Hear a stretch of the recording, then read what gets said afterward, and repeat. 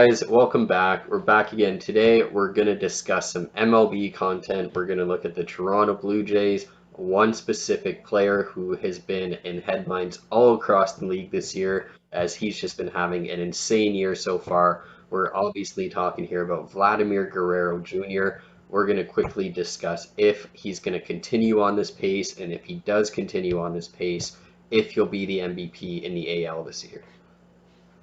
Yeah, Vlad is playing to his potential. He's playing to what we've all thought he was going to be. The crazy part about it is that he's only 22. Like the guy, he's not supposed to be playing this way until he's 25, 26, 27. Most players don't even make it to the big show by the time they're 22.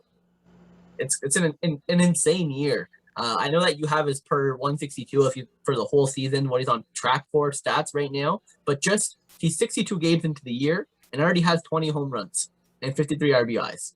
Like that's an insane for a guy that last year in 3 games less got 11 less home runs. That's a big jump.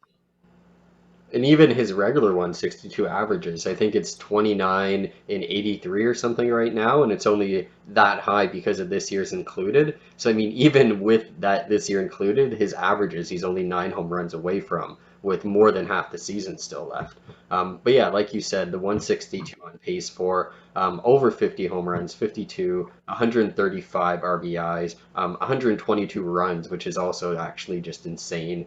Yeah. 193 hits, so just under 200. And I mean, already he's first non-base percentage slugging, and he has the best wins above replacement by .5 over anyone. So I mean, like right now, clearly, other than Shohei Ohtani, he's the clear candidate for the AL MVP. And with those numbers, like I would say, I would probably lean towards him. And he's not a black hole on defense anymore. He's not the best defender in the league. He's not going to win a Gold Glove this year, but he's not making errors. He's making the consistent plays. And yeah, if it wasn't for Ohtani being a stud pitcher for the first time in his MLB career, we'd be talking about Vlad being a shoe-in. He might not be a shoe-in, but he's definitely right up there. There's not really anyone else being considered besides those two guys. Yeah, and the way I look at it too, it's like if you look at the 29 season, Mike Trout and Cody Bellinger on the last 162 season, both of them had stats under what Vlad is on pace for. And Yep. we always just talked about how great Mike Trout is. And even then, too, like this is the most home runs anyone could possibly hit since 2017, when Aaron Judge, I think, also had 52. Most RBI since Stanton, also in 2017, when he was with the Marlins, when he had 132, I believe it was. And I mean, not many guys are getting 190 hits, 200 hits nowadays. So it just puts him in truly an elite category. And like you said, only like at age 22. I never thought he'd top over 40 home runs. I thought he'd top like kind of plateau around 30. I just didn't think he'd be what his dad was. Usually, second generations, you're either a lot better or you're just a step below. And I mean, he's just being exactly what his dad was, which is amazing. It's hard to be a lot better than what his dad, who is an MLB Hall of Famer, was, right? My bar was a bit lower, but that's what I mean. So to be above his dad potentially, that's just insane. It's absolutely incredible. We keep talking about his home runs, how much he's going to hit this year if he sticks on track, how he is leading the MLB right now, first 1 to 20 home runs. But I love looking at his batting averages on base percentage. The guy's almost hitting 450 when it comes to on base percentage. Yep. That's incredible for a guy who did last year was at about 33. And now even his batting average is above 33%.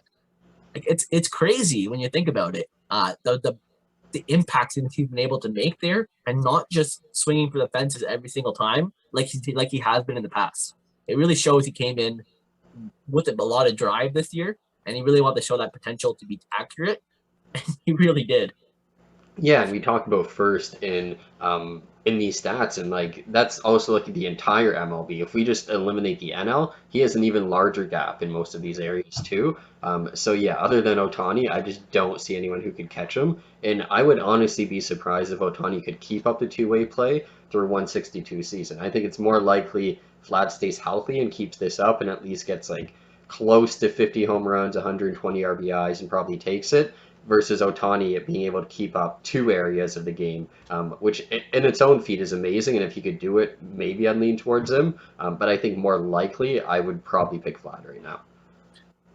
in the long run of the season, it just seems like a safer bet, in my opinion, as well, to get Vlad to become the MVP candidate. What Ohtani's doing is amazing, and I know that in MLB The Show, you're able to play two-way for the first time ever in the Road to the Show mode. I didn't even know And that. That's crazy. yeah, it's pretty incredible. You're able to be a fielder as well, the DH and the pitcher. But with that being said, you can keep up the stats very likely on the show. It's really difficult to do in real life, and that's why we don't see very many two-way players. It's very, very rare. So in the long run of the season, I think that Vlad's going to be able to keep up and win the MVP. If Ohtani can, then it's probably going to be his to lose. But injuries happen to pitchers. It's tough to be a two-way player in the MLB nowadays.